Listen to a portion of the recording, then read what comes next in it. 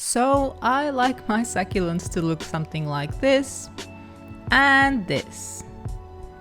As a result, I repot quite often and don't let my succulents sit in a root-bound state for too long.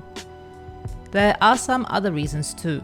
For instance, root-bound succulents and plants in general are likely to need a bit more care and oversight to make sure they don't start losing too many leaves.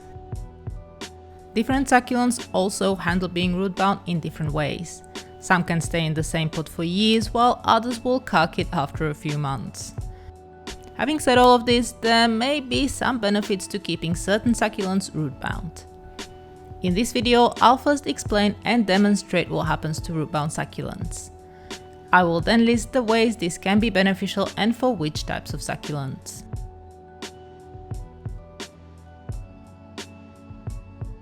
Once a plant's roots have reached all the parts of the pot and start trailing around, they are considered root-bound. Root-bound succulents will also hold the shape of the pot when you take them out. Nutrients will be scarce and water will run out of the pot much faster. This will have an impact on how the plant grows. Being root-bound is stressful for plants, but for quite a few succulents, this is not a huge problem as they have adaptations that help them survive stressful situations. In the wild, lots of succulents live in a root-bound state as their environment is often rocky with poor soils. It is in their genes to be able to survive this. Not all succulents will act the same, but the majority will go through very similar changes. The leaves will become more compact and stubby as the space in the pot starts getting tighter. It is likely many succulents will drop a lot of leaves to conserve energy. The stem too will get thicker, though some succulents will start growing out a long bare stem. This is their way of looking for new fresh soil to root into. You may see lots of aerial roots growing out of the stem. Succulents with farina will look a lot wider, growing a thicker layer of it.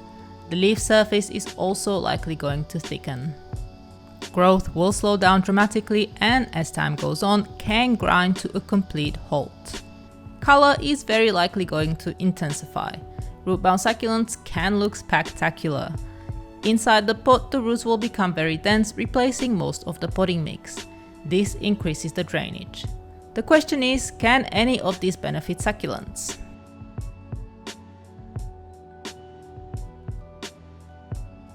Being root-bound can indeed be a good thing, in kinda sorta way. What I mean by this is that certain succulents can benefit in certain circumstances.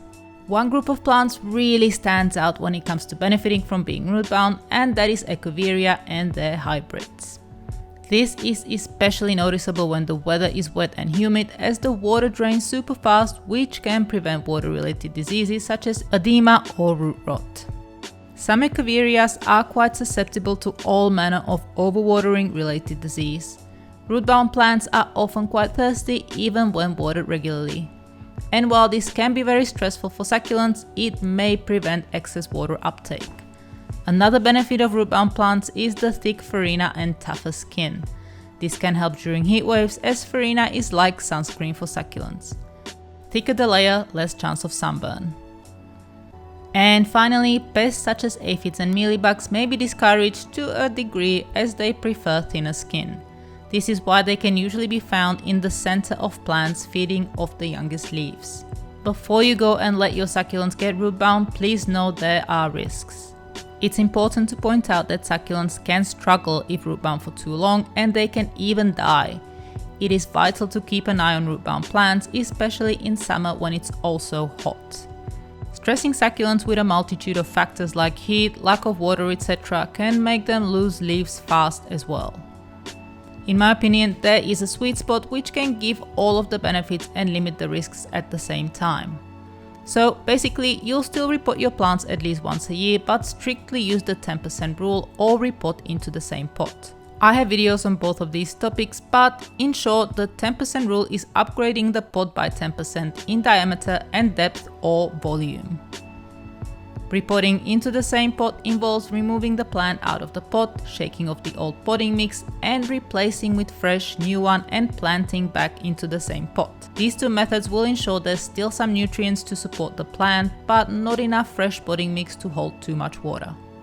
And that is it. I hope this was useful. Thank you for watching and please give us a like to help me create more videos like this.